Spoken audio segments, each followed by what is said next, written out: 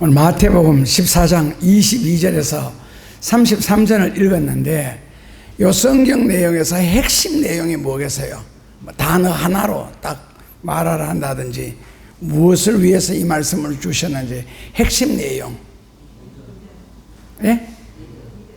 예, 믿음 좋은 발견하셨네요. 너희가 어찌하여 믿지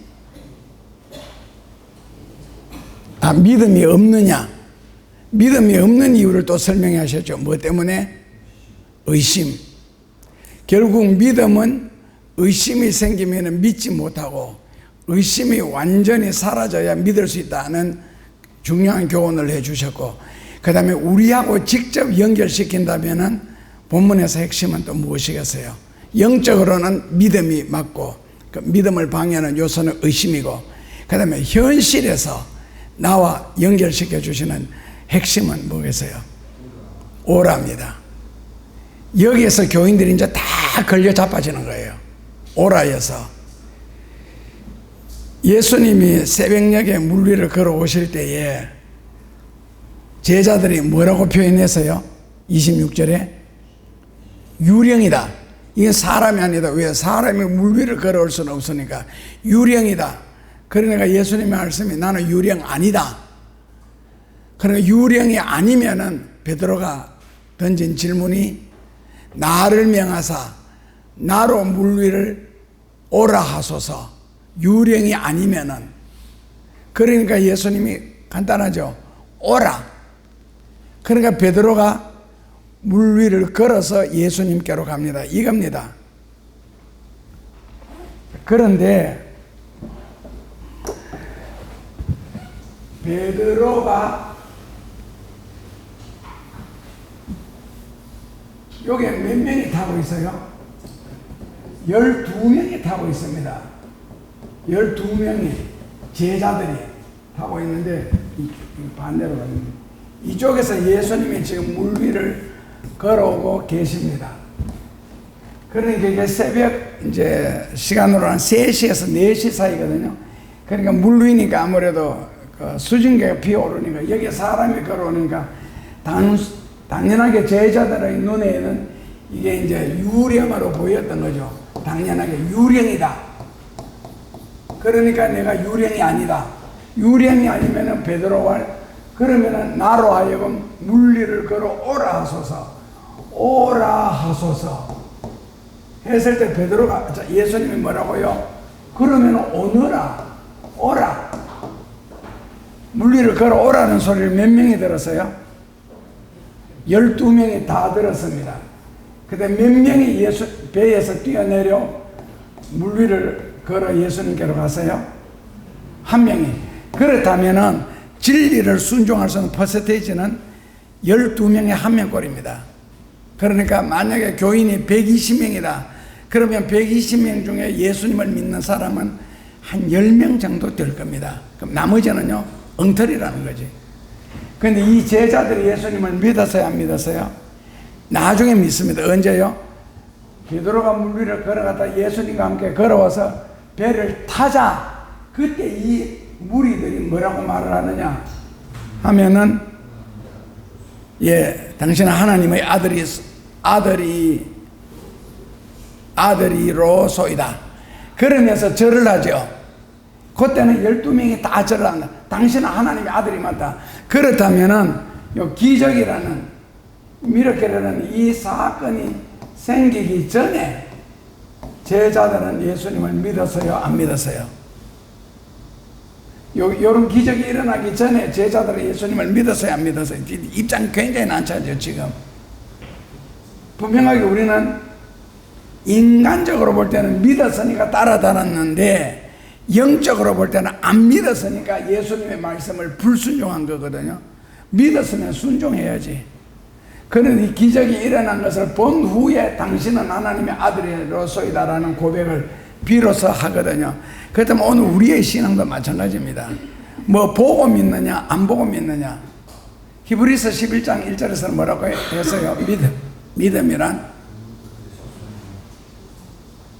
그리고 예수님이 부활하셔가지고 도마에 제자들에게 무슨 말씀하셨어요? 보지 않고 믿는 게 진짜 믿음이다 그랬습니다. 너희는 나를, 부활한 나를 봄으로 믿느냐? 보지 않고 믿는 것이. 그 보고도 못 믿겠다. 그러면 옆구리에 손 넣어봐라.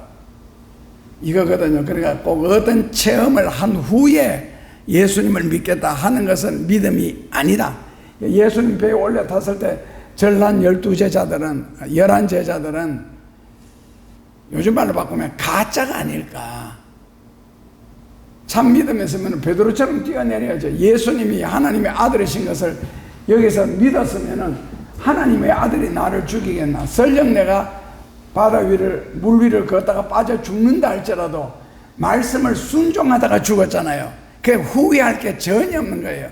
말씀을 순종하다가 망한다든지, 말씀을 순종하다가 심지어 죽는다 할지라도 보람 있는 죽음이죠. 순교지요. 말씀을 순종하다 죽었으니까.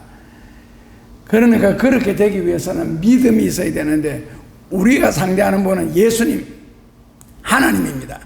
그러니까 하나님과 인간은 믿음이라는 것이 있어야만이 상대를 할 수가 있는데, 제자들은 믿음이 없었고, 그 다음에 베드로조차도 가다가 이제 빠졌는데, 예수님이 던진 질문은 어찌하여 믿음이 없느냐라는 믿음 문제를 끄집어냅니다.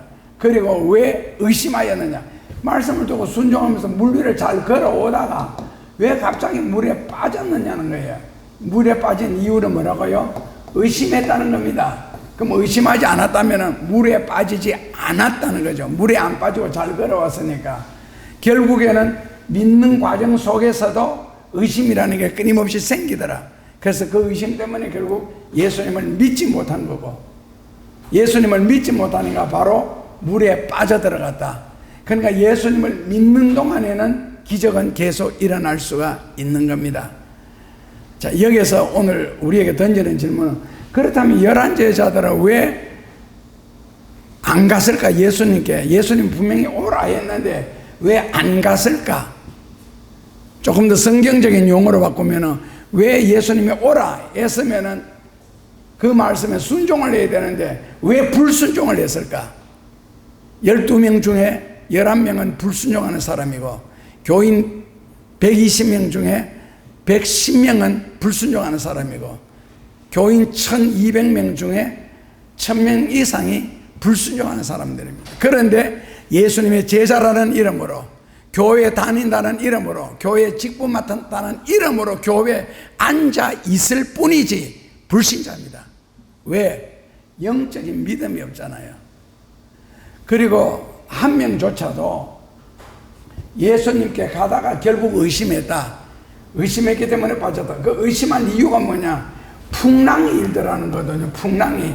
그러니까 풍랑을 보고 빠졌다. 그러니까 풍랑이라는 건 뭡니까? 세상에서 일어나는 어떤 사건, 나를 불리하도록 만들고, 나를 어렵게 만들고, 나를 힘들게 만드는 어떤 것. 그렇다면 세상에 살면서 나에게 어떤 어려움이 닥치고, 불리한 일이 닥치고, 고통스러운 일이 닥치면 언제든지 예수님을 부인할 수가 있다. 의심할 수가 있다. 못 믿는다는 거지. 근데 예수님은 한번 믿었으면 끝까지 믿어야지 중간에 왜 의심하느냐는 거예요. 한번 은혜 받았으면 그 은혜는 하나님이 주신 것으로 영원한 것인데 왜 의심하느냐는 겁니다. 그 의심하는 저희가 뭐냐? 파도 보고, 풍랑 보고, 어떤 사건 때문에. 그렇다면 어떤 사건 앞에 흔들리고, 어떤 사건 앞에 눈이 가리워지는 것이 그게 믿음이냐는 거예요. 믿음이라는 것은 영적인 것인데 현실적인 것 때문에 왜 흔들리느냐? 결론은 뭐냐? 네가 물에 빠졌다 죽을 뻔했는 거죠. 생고생을 했고. 그래서 예수님이 가서 손을 잡아주시면서 하신 말씀이 왜 믿음이 없느냐? 그럼 왜 끝까지 믿지 못하느냐는 거예요. 왜 그렇게 약하냐? 군대에서도 한 번 해병대는 영원한 해병대라 그러는데, 하물며 영적인 것에 왜 한 번 믿어놓고는 그 다음에 의심하느냐? 이게 한국 사람하고 이스라엘 사람들의 전용품이죠. 의심하는 것, 믿지 못하는 것. 그래도 이스라엘에는 학습이라는 게 없고 신앙 고백다 하는 즉시 바로 세례를 주거든요. 그런데 한국에는 세례를 줘보니까 안 믿더라는 거죠. 이건 우리나라뿐만 아니고 지난번에 미얀마에 교회 건축 겸 예배인 돌아갔을 때에 교회가 아무리 예쁜 처녀들이 많이 모이거든 우리 교회 빼고요. 우리 교회는 뭐 시험될 만한 처녀는 있다고 말하지 아니할 수도 없지 않잖아요. 솔직하게 헷갈리더라고요. 그래 있는데 이 총각놈들이 장가를 가고 싶으니까 교회를 다닐 수밖에 없는 게 아가씨 쪽에서 철저하게 내미는 카드가 교회 안 다니면 결혼 안 하겠다. 그래서 교회에 와서 교회 금방 왔다고 믿을 수가 있어요. 세례 받아야 된다. 그래 교회에 와서 1년이 지나서 세례를 주고 그 다음에는 이제 결혼을 했는데 결혼 딱 한 그 다음 주부터 바로 교회에 안 옵니다. 왜요? 결혼했잖아요. 이미 목적을 이루었으니까. 그러니까 이거는 뭐 대한민국 사람, 이스라엘 사람뿐만 아니라 의심이라는 것 자체는 전 세계적인 것 같아요. 그러니까 결혼이라는 목적을 이루기 위해서만 잠시 동안 교회를 다녔을 뿐이지 그걸 보고 믿음을 평가할 수는 없고 오늘 이 시대도 마찬가지고요. 그래서 신앙이라는 거는 사람도 그렇잖아요. 한번 딱 믿었으면 믿어야 되는데 이 믿은 놈이 중간에 변덕 부리더라는 거죠. 이상하게. 그래서 결국 믿지 못하게 되는, 믿었기 때문에 믿지 못하게 되는 일이 생기는 거죠. 전부 다 안 믿었으면 그런 일도 안 생겼을 것인데. 그런데 조금 이제 신앙적으로 들어가서 11제자는 왜 불순종했을까? 11제자는, 근데 11제자들이 생각하기에는요, 내가 불순종하기 때문에 남들도 다 안 믿을 것이다. 이게 오늘날 교회 다니는 사람들의 생각이죠. 내가 못 믿기 때문에 남들도 못 믿을 것이다. 내가 안 되기 때문에 남들도 안 될 것이다. 그게 바로 유창하게 변명하는 사람들의 전형적인 대사일로죠. 내가 못 믿는데 어떻게 남들이 믿겠느냐는 거예요. 그런데 신기한 것은요, 내가 안 믿고 내가 못 믿고 내가 불순종하는 동안 누군가는 순종하더라는 겁니다. 문제는요, 내가 안 믿을 뿐이지 남들도 안 믿는 게 아니더라는 거죠. 왜 베드로만 순종했을까? 제자들의 기가 막혔나? 기가 막혔나? 이리로 오라 하는 소리를 베드로 혼자만 들었나? 그렇다면 다른 제자들은 오라는 말씀을 듣고 왜 불순종했을까? 그러니까 자기들이 삶의 현장에서 직업을 가지고 있을 때는 예수님이 오라 오라 했을 때 그거 다 직업을 버려두고, 뭐 마태 같으면 세관 직업을 버려두고, 베드로 같으면 그 많이 잡은 물고기까지 다 버려두고 예수님을 따랐거든요. 오라는 말씀을 듣고. 그러면 지금은 오라 하는데 왜 불순종해요? 여기에서부터 제자들이 주산을 튕기기 시작하죠. 오라 했다는 저 말을 단순하게 믿고 진짜 바다에 뛰어내려가지고 걸어가다가 물에 빠져 죽으면 어떨까? 이 머리가 먼저 돌아가는 거예요. 예수님의 말씀 보다가 내가 죽을까 살까, 유리할까 불리할까, 그걸 먼저 계산하거든요. 지난주에 설교 내용이 뭔지 아세요? 들었는 거 먹는 이야기였잖아요. 근데 서론 첫 마디가 뭐냐면, 이 말씀은 앞으로 반드시 지켜야 되고 아니면 이 말씀을 어겼을 때는 고쳐져야 될 말씀이다. 그래서 어떤 음식 먹지 마라, 어떤 음식 먹지 마라, 마귀가 우리에게 주는 음식, 하나님이 주는 음식 딱 비교가 이야기했거든요. 근데 생각 외로 밖에서 상당하게 전화가 왔습니다. 어떤 집에는 이 먹는 문제 때문에 자식하고 끊임없이 싸운다는 거예요.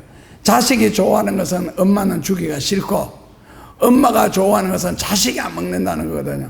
그래서 내 싸웠는데 이번에는 뭐 싸울 필요 없이 설교를 딱 들려줬더니 그 다음부터는 아이들이 걔는 다 크고 뭐 너무 다 그 기름기가 온몸에 배여가지고 그래서 이제 고쳐야 되겠다는 말을 하더라는 거예요. 근데 우리 교인들 반응은요, 목사님 말씀에 너무 예민하게 반응하면 못 살아. 이게 불순종하는 사람들이 망할 사람들의 전형적인 변명입니다.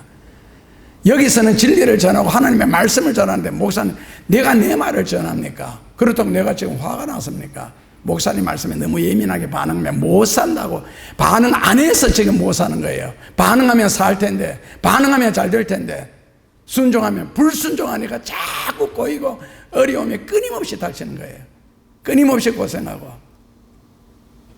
목사는 말씀을 전하고 말씀을 내 입에서 전한 것으로 끝나는 것이 아니라 누구 말도 안 하고 한 주 내내 놀다가 주일날 여기 와가 설교만 하고 내려가는 것이 아니라 한 주 내내 준비하고 기도하고.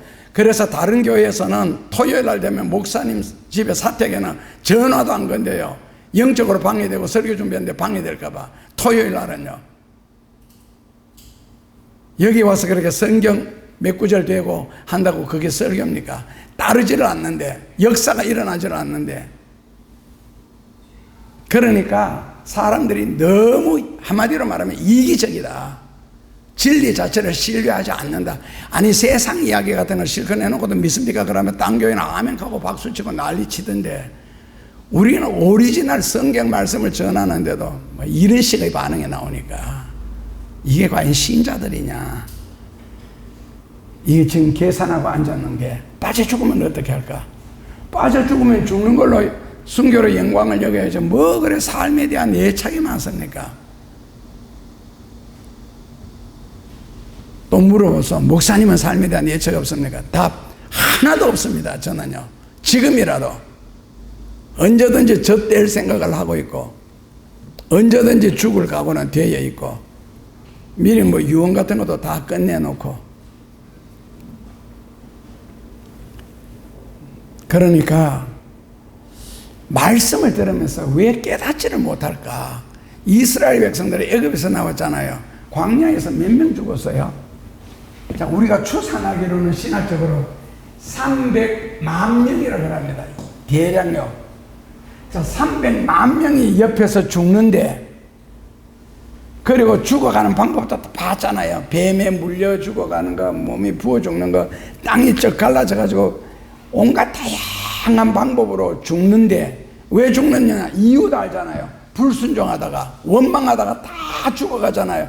근데 그걸 보는 이스라엘 백성들이 똑같은 죄의 모습으로 차례대로 그렇게 죽더라는 거죠. 300만 명이 반복했다. 그래서 고린도전서 10장 3절 이후에 보면은 이들이 원망하다 죽었고 간음하다 죽었고 불평하다 죽었다. 이것은 그들의 거울이 되었다. 거울 앞에 서면 우리 모습은 분명하게 다. 특히 미국에 가면은 디즈니랜드 그 거울방을 한번 들어가 보시면은 거울, 신기한 거울이 있어요.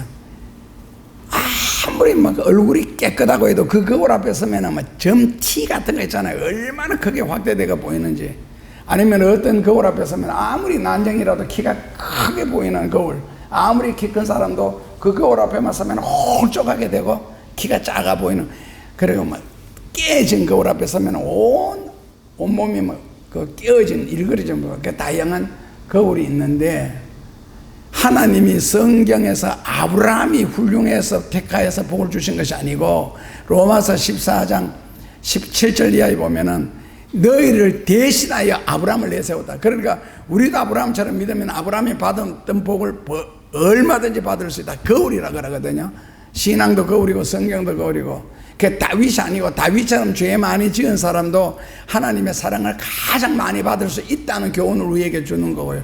누구든지 다윗처럼 회개하면은요. 그러니까 300만 명이나 죽는 그 역사의 거울, 그 기적, 그 모습을 보고 자기들도 같은 죄를 지으면서 나도 저래 죽겠구나 하는 것을 알면서도 그렇게 죽는 것이 신기하다는 거죠. 그렇다면 이스라엘 백성들의 머리는 전부 다 누구 말따나 스톤에다가 돌대가리가, 보고도 왜 못 깨달아? 그런 줄 알면서 그런 짓을 안 해야 되지. 저런 짓 하면 분명히 망하는데 싶은데 망합니다. 좀 있으면은. 그런데 왜 그 길을 왜 따라가지? 그런 게 참 그 진리를 깨닫고 진리를 아는 자로서 답답한 거 있잖아요. 저 사람들 머리에는 뭐가 들었길래 저렇게 꽉 막혔을까? 뭐든지 선한 것, 좋은 것은 이해를 못하고 악한 것, 못된 것만 따라 배울까?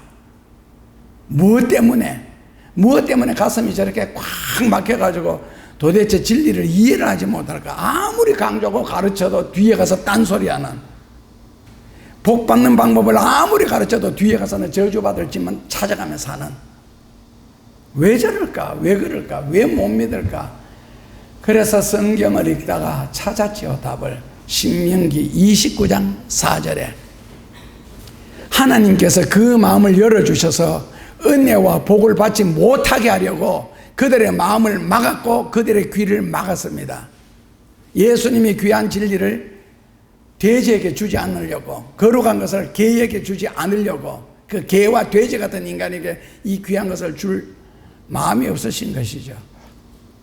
그들이 혹시나 말씀을 순종해서 복을 받을까봐, 복 받지 말아야 할 사람이 복을 받을까봐 걱정이 돼가지고 예수님은 막 갖다 찾으셨죠. 자, 신명기 29장 4절을 같이 한번 읽어보겠습니다.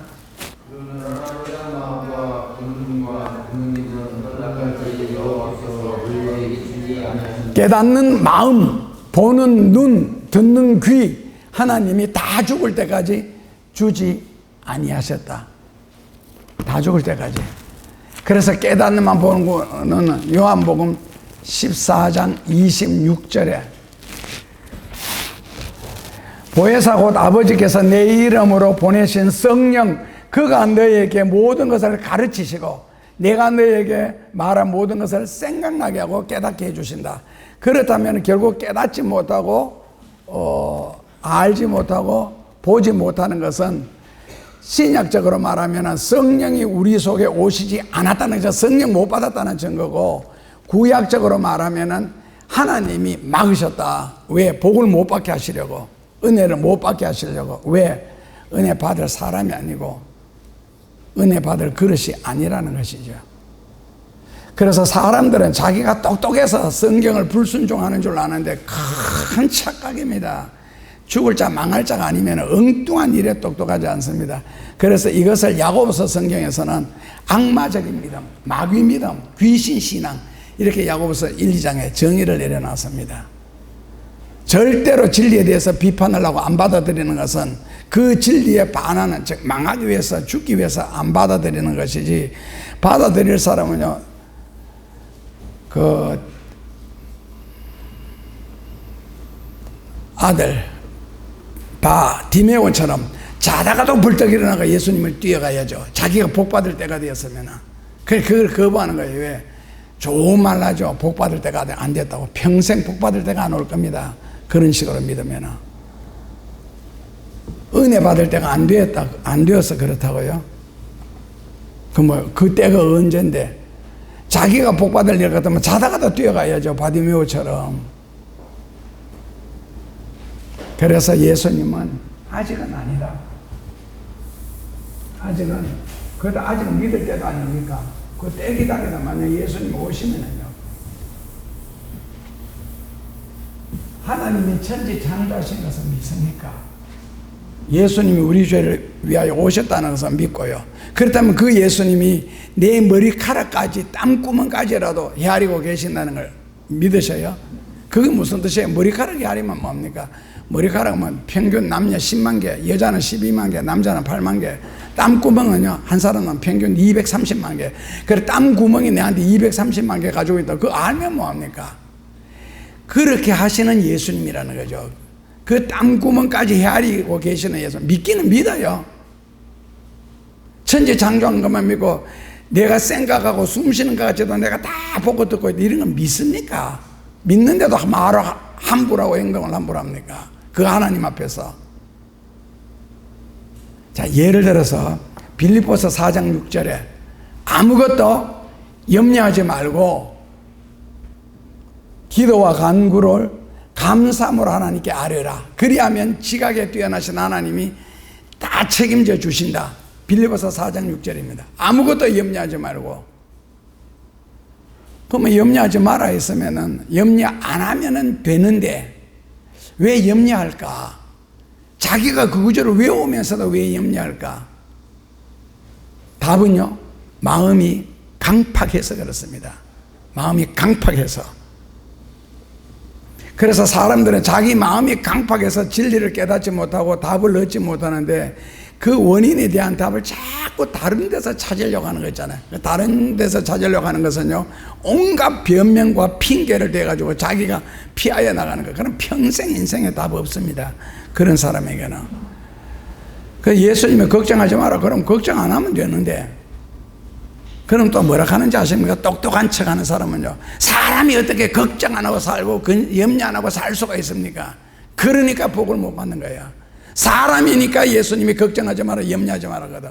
왜? 사람은 의뢰껏 걱정하고 염려하게 되어 있고, 이 세상의 형편이라는 게 내 뜻대로 되어가는 곳이 아닙니다. 탁구 쳐보니까요, 탁구 치는 것하고 인생하고는 정말 자기 뜻대로 안 돼요. 그래서 예수님이 내가 인간인 줄 알고, 연약한 줄 알고, 부족한 줄 알고, 세상에서는 끊임없이 걱정과 근심이 돈 계통에서부터 시작해서 병 계통, 인간관계 계통에서 밀려오기 때문에 염려하지 마라 그러거든요. 그런 게 밀려오는데 어떻게 염려하지 않고 살 수가 있습니까? 약해서 그러죠. 자기가 너무 약해서, 문제보다가 자기가 너무 약해서, 의지도 약하고 믿음도 약하고, 그러니까 염려하죠. 그렇다면 다시 물어볼게요. 그래, 걱정하고 염려하니까 문제가 해결됩니까? 그래, 심하면 잠도 안 오죠. 그리고 밥도 못 먹고, 그 다음 뭐라 그러더라 그걸, 걱정성 위험? 제가 그 아픈 것을 별로 안 아파봐가 잘 모르겠는데, 와, 밥맛 없어 끄끄 하는 거 있잖아요, 그거. 아, 신경성 위장병. 신경성이 뭐예요? 신경을 왜 써요? 그러면 신경 안 쓰는 사람은 절대로 위장병 안 걸리죠. 그래서 정신박약하더라뇨. 위장병 안 걸립니다. 걱정할 게 있어요. 걱정을 하죠. 걱정을 할 줄 알아야 걱정을 하죠. 그럴 때 되면 또 정박아가 또 복이기도 하고요. 마음 고이면 지금 편하니까. 그래서 예수님이 물리를 걸어라 하셨을 때에 왜 11제자는 안 걸었을까? 그런데 베드로는 또 왜 물 위에 뛰어내렸을까? 이거는 꾸중할 문제가 아닙니다. 제일 중요한 것은요, 왜 믿음이 없느냐? 적어도 우리가 상대하는 이는요, 신이라는 거죠. 신을 상대하는 것은요, 믿음입니다. 다른 것은 다 필요 없습니다. 오직 믿음입니다. 그러니까 예수님의 제자들이나 확률적으로 지금 현대에 예수 믿는다 하고 주일날 성경 찬송가 들고 교회 다니는 사람이나 똑같다는 거지. 안 믿는 채로 믿는 것 있잖아요. 굉장히 묘한 말. 뭐 거룩한 창녀처럼 들리네. 군중 속의 고독처럼 들리고. 분명히 하나님을 안 믿어요. 그런데 하나님을 믿는다는 이름으로 교회를 가요. 분명하게 하나님을 믿기 위해서 교회에 왔는데, 그 다음에 진리를 듣고 나니까 그 다음부터 안 믿는 거예요. 지난번에 제가 장갑을 끼고 뭐 예를 들어 이런 걸 옮겼을 때 누가 옮겼느냐? 분명하게 손이 옮겼지요. 그런데 닿은 것은 장갑이지 내 손이 아닙니다. 죄는 분명하게 내가 지었는데 내가 죄를 지은 것이 아니라 죄의 주인이 죄를 지었다. 이런 식으로 한번 2주 전에 설교한 적이 있습니다. 그러니까 결국에는 예를 들어 우리가 음식을 먹어도 몸이 먹고 옷을 입어도 몸이 다 누리는데, 중요한 것은요, 그 마음속에 마음, 신앙, 중심이 훨씬 중요하죠. 그것이 결국 다 다스리니까. 그런데 목회자들이나 오늘날 목회자들이나 그 당시에 제자들이나 오늘날 신자들이 똑같은 게 있습니다. 뭐가 똑같으냐? 믿음이 없다는 게 꼭 같습니다. 말로는 유창한데 안 믿습니다. 결론은 안 믿습니다. 왜? 믿으면 믿음의 기적이 일어나야 되고 믿음의 은혜와 믿음의 축복이 일어나야 되는데 맨날 더 꼬이고 더 힘들고, 그러면서 기껏 하는 말이 예수 믿는데 왜? 예수 안 믿었으니까 그런 일이 계속 생기지. 예수 믿으면 안 일어나야지. 성경적으로 예수님을 믿는데 왜 안 좋은 일만 생기느냐고. 언제 예수 믿었는데? 예수님을 믿도록 예수님을 믿어봤는가? 그러니까 믿음이 없기 때문에 믿음의 반대편에서 행동하는 거예요. 그러니까 말씀의 반대편에서. 그러니까 말씀을 통하여 우리에게 약속해 주시고 주시는 모든 은혜를 못 누리는 거죠. 그렇다면 11제자들이 이리로 오라 그러는 예수님의 말씀을, 그게 말하면 이제 뭐 불순종했다. 아니면은 우리말로 보면은 결국 하나님의 말씀을 무시한 거잖아요. 예수님 말씀을 무시했기 때문에 안 가는 거거든요. 정말 존경했으면 가야지요. 왜 그랬을까 하는데 예수님의 말씀에 대해서 간절하게 사모하는 게 없어서 그래요. 사모하는 게 없어서 그냥 듣고 흘려버리니까요.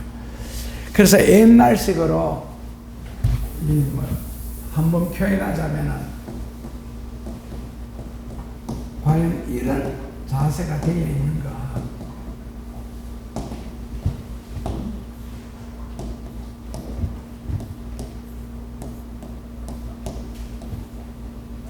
아시죠? 쉬운 건데 조문도 석사가이, 조문도 아침에 진리에 대해서 들었으면 석사가이니라 저녁에 죽어도 여한이 없다.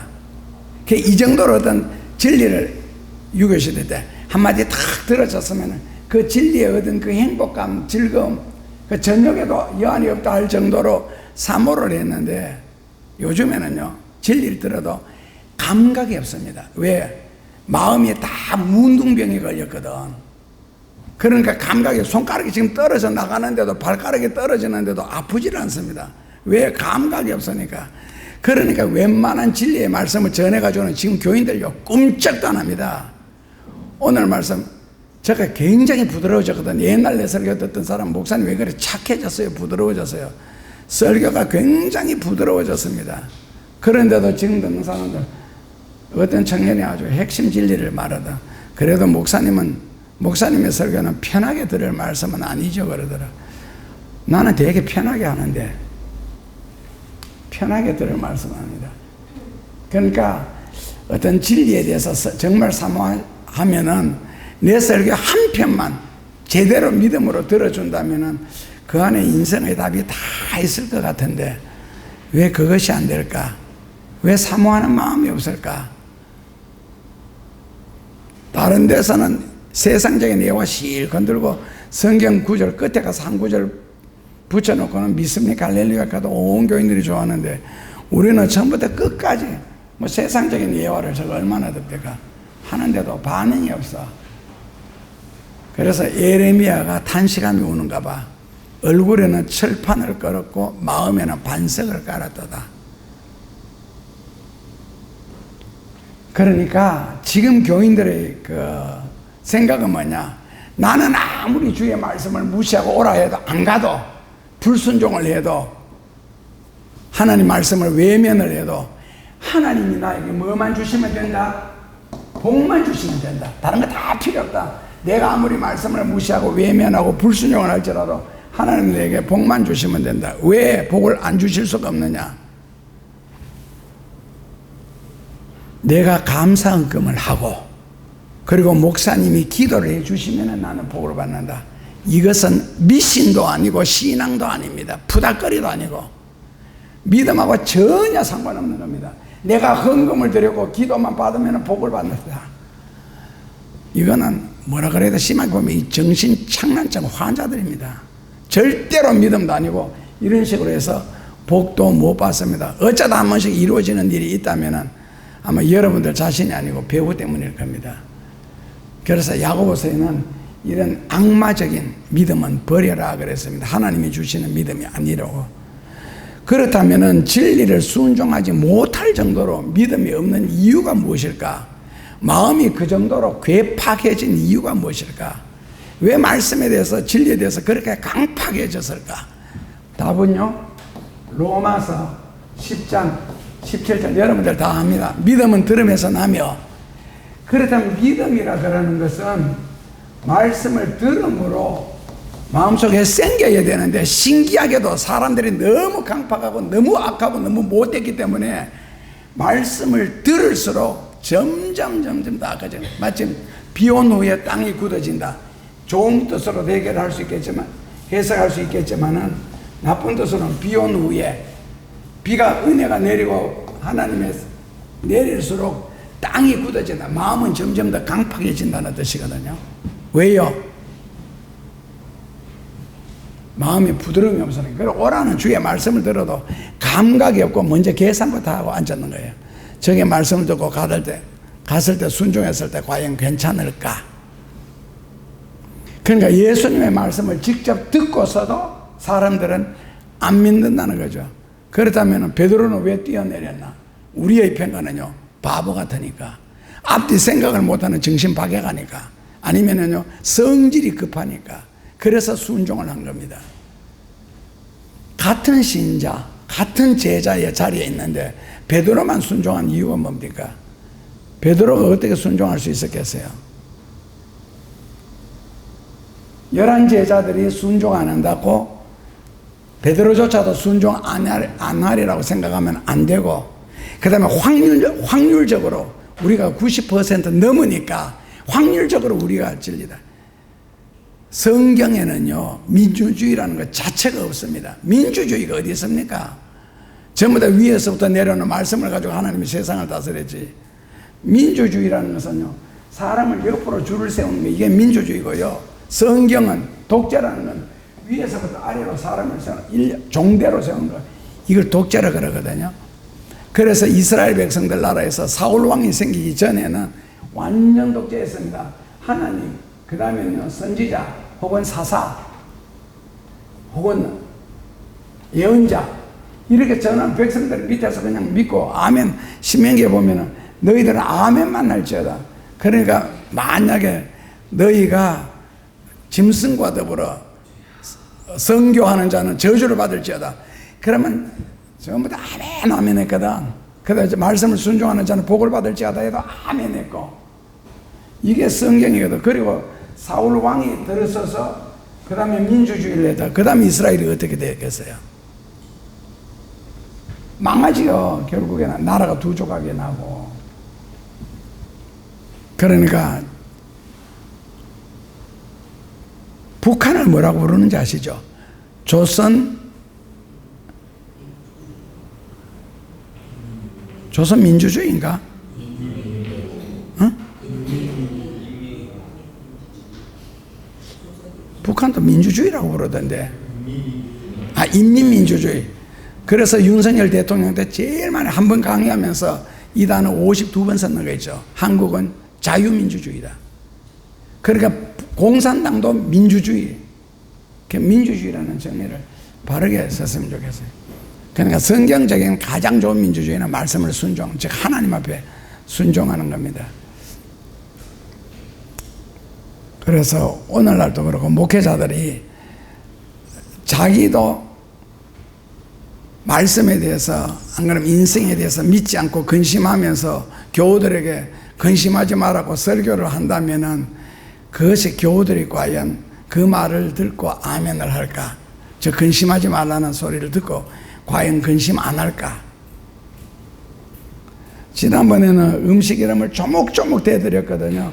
이걸 옛날에 미국에서, 미국 오렌지 카운티에서 의사다가 한국에 와가지고 뭐 돼지고기 먹지 마라, 이거 막 그 빵 같은 거 종이에다가 짜니가 기름 열려는 이거 다 나쁜 거는 먹지 마라 그랬을 때, 그때 그 아침에 일어나서 뭐 생수 마시라 했을 때, 그때 비꼰 신문 만평에 보면은 한강변에서 사람이 뛰는 장면들이 많이 나오는데 거기서 배에서 출렁출렁 이 글을 써놨어요. 그리고 뭐 전국에서 대문은 얼마나 많이 일어났어요. 그거 먹지 마라 한다고.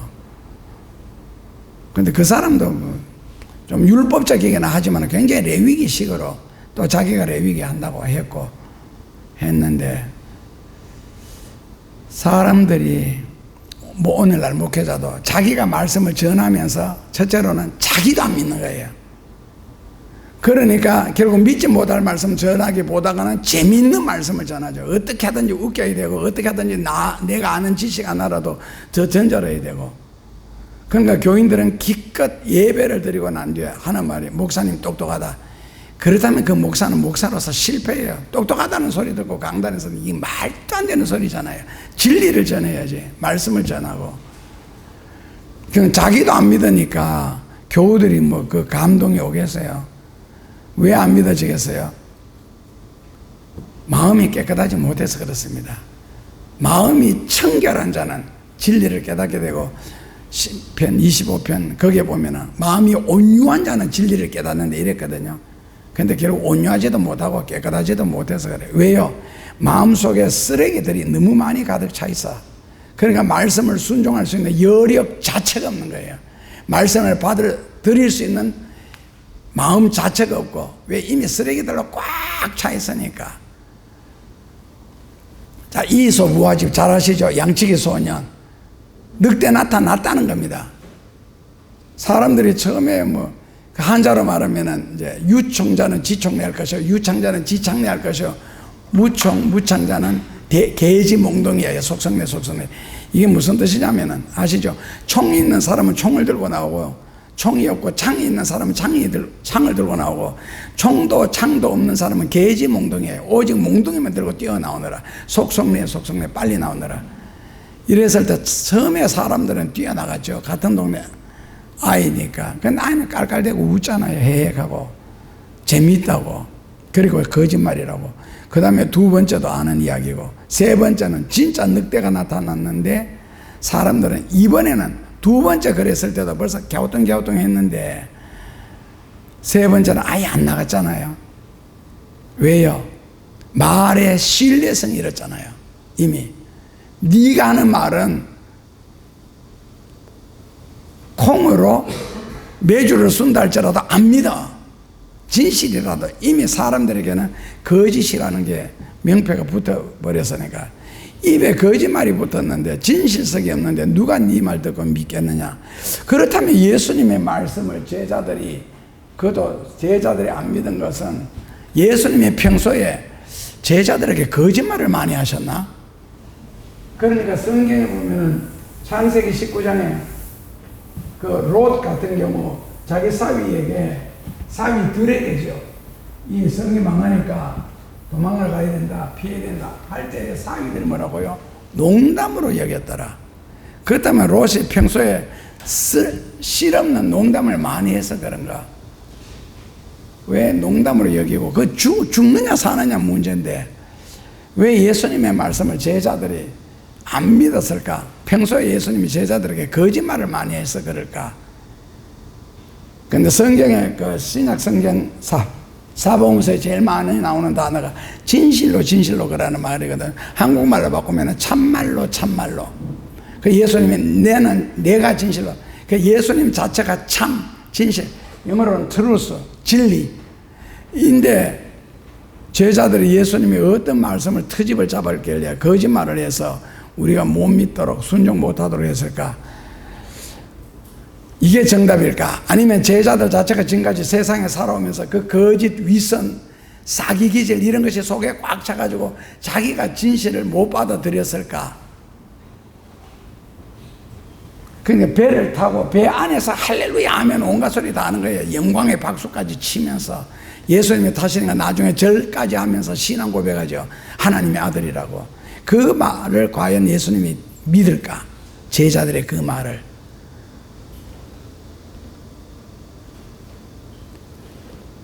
성경에 불순종해서 복받은 사람이 없고 순종해서 저주받은 사람이 또 없죠. 복받지 못한 사람도 없고. 그러니까 당신은 강단에서 아무리 떠들어도 나는 관심 없다. 오직 복받는 설교만 해라. 노골적으로 이야기하더라고. 복에 관한 설교 외에는 관심이 없다고. 그리고 귀에 들리지도 않는다고.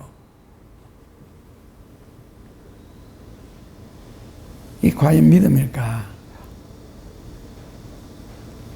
시편 119편 165절에 하나님의 말씀을 사랑하고 순종하는 자는 인생에 뭐가 없으리로다? 시편 119편 165절에 인생에 뭐가 없으리로다? 예, 인생에 장애물이 없으리로다 그랬습니다. 인생의 장애물은 뭔지 아시죠? 걸거치는 거, 사투리로 말하면 인생의 장애물, 내가 살아가는 일에 방해가 되는 모든 것, 그 대신에 무엇을 주리라?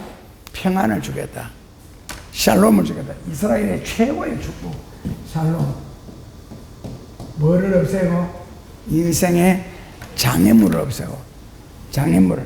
그러나 100m 달리기 하면 100m만 뛰면 되는데, 그 100m 뛰는 동네에서 온갖 장애물을 설치해가지고 힘들게 만들고 어렵게 만들고, 뭐 그물을 통과할 때는 옆에서 그물을 눌려가지고 못 빠져나오도록 막 그런 식도 만들잖아요.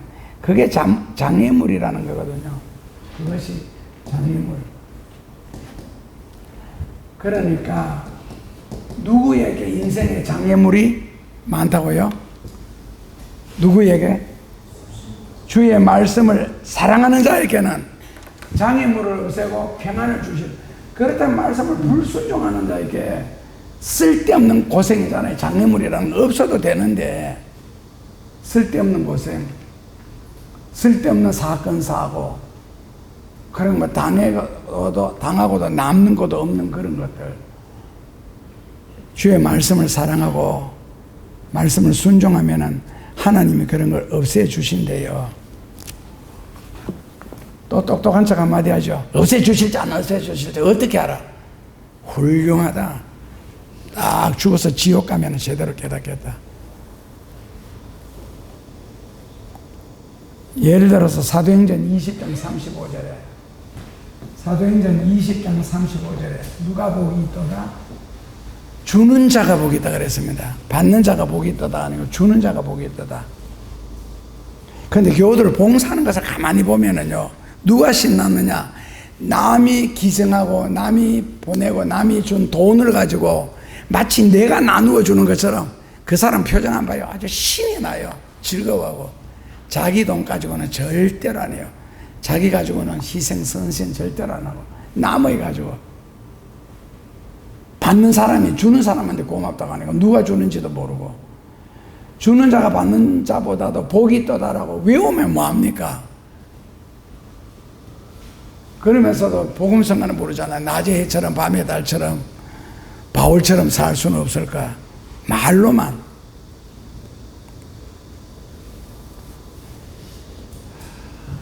지금부터 오늘 설교를 정리해가지고 신학적으로 성경적으로 진짜 공부를 해야 되는데, 지금 공부하면은 다시 이건 1시간 가지고 되지도 않는데, 일단은 제목만 말씀드릴게요.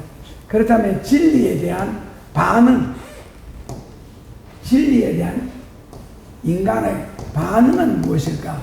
두 가지가 있습니다. 첫째로는요, 긍정적인 반응, 포지티브 리액션, 긍정적인 반응이 있고, 그 다음에 네거티브, 부정적인 반응이 있습니다. 그러니까 모든 말씀을 들어도 말씀을 골라가면서 듣는 것은 믿음이 아니고 불신자입니다.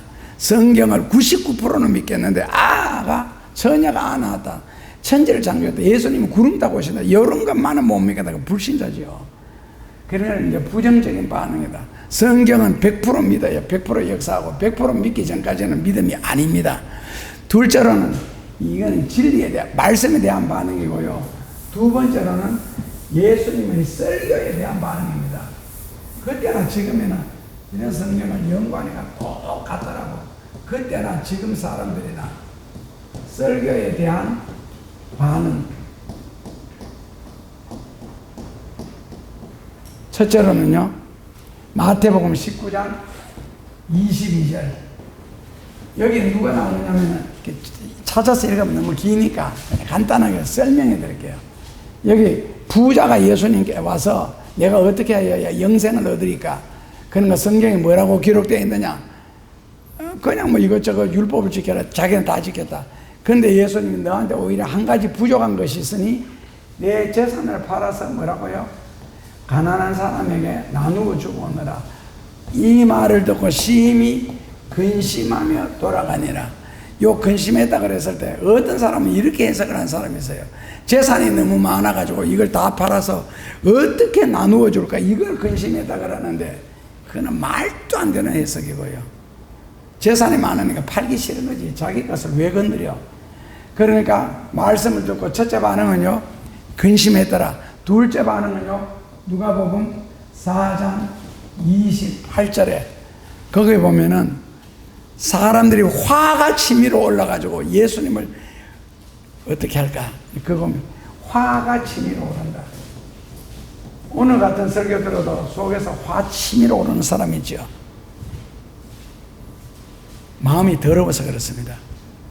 그러니까 설교에 대한 반응, 첫째로는 근심하는 사람이고, 둘째로는 화가 치밀어. 왜 화가 치밀어요? 자기 약점이 계속 지적당하잖아요. 유대인들이. 셋째로는요, 요한복음 8장 37절에 예수님을 죽이려고 했습니다. 그랬을 때 예수님의 또 다른 반응은, 내 말이 진리가 너희 속에 있었으면은 너희가 나를 믿고 존경하였을 텐데, 내 말이 너희 속에 없으므로 너희가 나를 죽이라는도다. 죽이라는, 진리를 전하는데 왜 죽이래요? 이 좋은 말씀을 전하는데 왜 미워요? 왜 욕을 하고? 자기가 복을 받지 못하려고 그렇습니다. 그러니까 나중에 8장 34절에 그 보면 죄를 짓는 자마다 죄의 종이라고 표현했습니다. 그리고 누가복음 17장 15절에, 넷째로 누가복음 17장 15절에 예수님의 말씀을 듣고 주께 영광 돌리니라. 영광 돌리니라. 그 말씀을 듣고 영광 돌리는 사람도 있더라는 거예요. 다 불신하고 다 반대하고 다 불순종하는 것이 아니라 영광 돌리는 사람이 있고, 그 다음에 다섯 번째로는 마가복음 2장, 다섯째로는 마가복음 2장 5절에서 7절에 여기 보면은 트집 찾기 위해서 설교 듣는 사람도 있습니다. 예수님 말씀을 듣고 트집을 잡아가지고 어떻게 하든지 올가미에 뒤집어 쓰려고 트집 잡는 사람이 있고, 여섯째로는 마가복음 2장 4절, 은혜 받기 위해서 말씀을 듣는 사람도 있습니다.